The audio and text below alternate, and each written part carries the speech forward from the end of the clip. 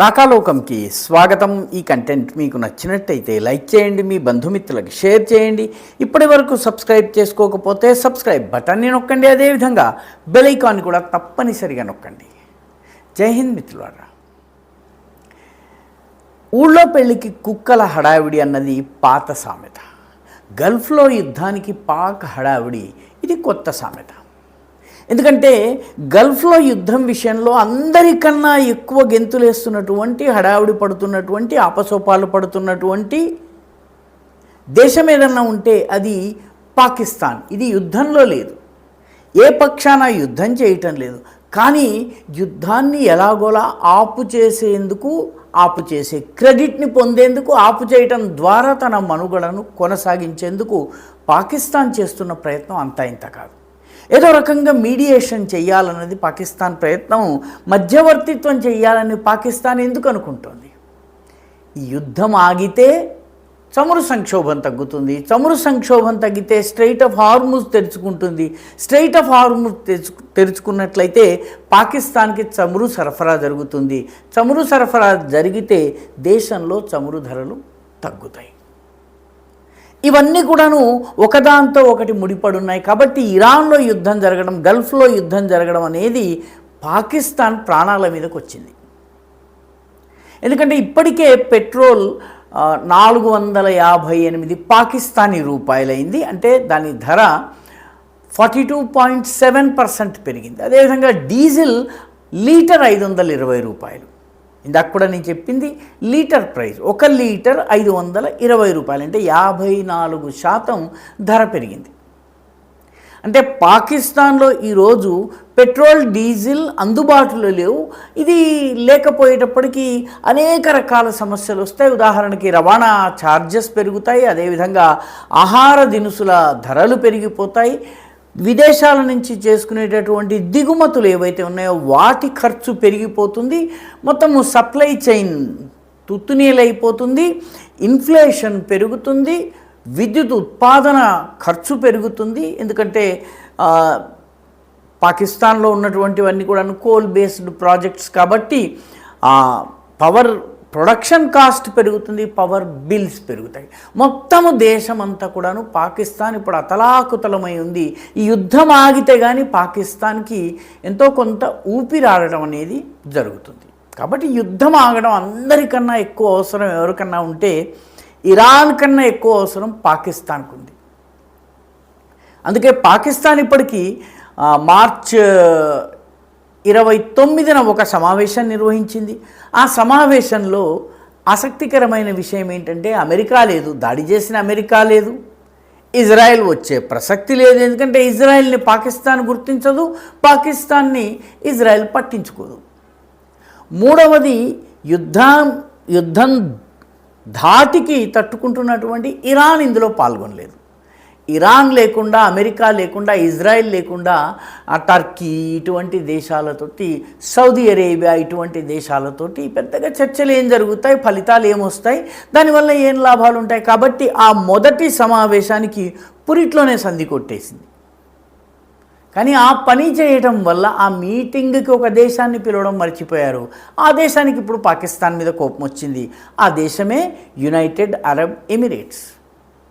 మీకు కావాలంటే మేము డబ్బులు ఇస్తాం, మీకు అన్ని రకాల సహాయం చేస్తాం, మీ దేశానికి చెందిన 18 లక్షల మందికి మా దేశంలో ఉపాధి కల్పిస్తున్నాం, తినడానికి తిండి పెడుతున్నాం, మీరు మమ్మల్ని పట్టించుకోకుండా సౌదీ అరేబియాని మీటింగ్కి పిలిచారు, మమ్మల్ని ఎందుకు పిలవలేదు అన్నది ఇప్పుడు యునైటెడ్ అరబ్ ఎమిరేట్స్కి కోపం. అందుకని $2 బిలియన్ చెల్లింపులు తక్షణమే చేయాలని చెప్పి పట్టుపట్టింది.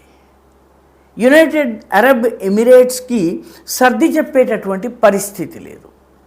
నువ్వు ఇరాన్కి అనుకూలంగా వ్యవహరిస్తున్నావు అని చెప్పి యుఏఈ ఆరోపణ చేసింది. మరోవైపు Iran, Pakistan, United States of America, యుఎస్ఏకి అనుకూలంగా ఉంది కాబట్టి దానికి ప్రాక్సీగా చర్చలకు పిలుస్తోంది. కాబట్టి ఈ చర్చలకు రావడంలో ఎలాంటి లాభము లేదని ఇరాన్ అంటుంది. సో పాకిస్తాన్కి జోడు మధ్యలో జరువు. ఒకవైపు యుఏఈ ఇరాన్ ఏజెంట్గా పాకిస్తాన్ని భావిస్తుంటే, మరొక వైపు ఇరాన్ పాకిస్తాన్ని అమెరికా ఏజెంట్గా భావించి చర్చల్ని బాయ్కాట్ చేస్తుంది. తాజాగా మళ్ళీ చర్చలు జరిపే ప్రయత్నం చేశారు. ఏదో ఒక రకంగా యుద్ధ విరమణ జరగాలి అని చెప్పి దానికి వచ్చే ప్రసక్తి లేదని ఇరాన్ తేల్చి చెప్పింది. రెండవది, పాకిస్తాన్ నమ్మదగ్గ దేశం కాదని చెప్పి ఇరాన్ చెప్పింది. దీంతో పాకిస్తాన్కి రావాల్సినటువంటి అమెరికన్ ఉపరాష్ట్రపతి జేడీ వ్యాన్స్ పర్యటన వరుసగా రెండవసారి రద్దయిపోయింది. దీంతో పాకిస్తాన్ ఈ యుద్ధాన్ని ఆపడంలో ఎలాంటి రోల్ ప్లే చేయలేదు అన్నది అర్థమైపోయింది. దాంతో పాకిస్తాన్కి వచ్చినటువంటి సమస్య ఏంటంటే, అంతర్గతంగా దేశంలో అల్లకల్లోలం ఉంది, ప్రజల్లో తిరుగుబాటు వస్తుంది. 520 రూపాయలు పెట్టి డీజిల్ కొనుక్కోవడం అనేది పాకిస్తాన్లో ప్రస్తుతం ఉన్న ఆర్థిక పరిస్థితుల్లో సాధ్యం కాదు. ప్రభుత్వ వ్యయాన్ని మొత్తం 60% తగ్గించారు. ప్రభుత్వ కార్లు రోడ్డు మీదకి రాకూడదన్నారు. స్కూళ్లకు వారాల పాటు సెలవులు ఇచ్చేశారు. 4 రోజులు మాత్రమే వారానికి పనిచేస్తే చాలని 4-day వీక్ ఇచ్చారు. అది వర్క్ ఫ్రమ్ హోమ్ చేసుకోమని చెప్పి కుదిరిన వాళ్ళకి చెప్పారు. ఇన్ని చేసినప్పటికి కూడాను పాకిస్తాన్కి సమస్యకి పరిష్కారం లభించటం లేదు. ఇప్పుడు పరిస్థితి ఏంటంటే, చైనాకు పాకిస్తాన్ మీద కోపం ఉంది, ఎందుకంటే అది అమెరికా చంకనెక్కింది. పర్యవసానంగా మా విద్యుత్ బిల్లుల బకాయిలు $220 మిలియన్ తక్షణమే చెల్లించమంది. సో చైనాకి కోపము, ఇటు ఇరాన్ నమ్మటం లేదు, అటు సౌదీ అరేబియాని పిలిచినందుకు యుఏఈకి కోపము, ఇటు ఇరాన్ ఏమాత్రం పాకిస్తాన్ని నమ్మే పరిస్థితి లేదు. మొత్తం మీద ఈ మొత్తము బేగానే షాదీమే అబ్దుల్లా దీవానా అని చెప్పి ఎవరి పెళ్ళో ఎందుకు జరుగుతుందో తెలియదు కానీ కొందరు డాన్స్ చేసేస్తుంటారు. అలాగా ఈ గల్ఫ్లో జరుగుతున్నటువంటి యుద్ధంలో పాకిస్తాన్ ఎందుకు హడావిడి పడుతుందో తెలియదు కానీ తక్షణము యుద్ధం ఆపాలని ప్రయత్నం చేస్తోంది. కొంత ఇంటర్నేషనల్గా తాను కూడా ఎంతో కొంత తనకి కూడా ఖ్యాతి ఉంది, లేకపోతే తనకి కూడా కొంత పరపతి ఉందని చెప్పుకోవడం ఒకటైతే, అంతర్గతంగా ఉన్నటువంటి సంక్షోభాన్ని నివారించాలంటే యుద్ధం ఆగాలి. కాబట్టి యుద్ధాన్ని ఏదో రకంగా ఆపాలి అని పాకిస్తాన్ చాలా ప్రయత్నం చేస్తోంది. కానీ ఏ దేశము పాకిస్తాన్ని నమ్మేటటువంటి పరిస్థితి ప్రస్తుతం లేదు. పర్యవసానంగా ఈరోజు పాకిస్తాన్ అంతర్జాతీయ వీధిలో ఎందుకు పనికిరాని దేశంగా నిలబడుతోంది.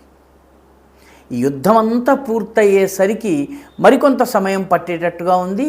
ఇది ఎంతకాలం కొనసాగితే పాకిస్తాన్కి అంతకాలము పిల్లికి చెలగాటం, ఎలకకి ప్రాణ సంకటం లాగా ఉంటుంది.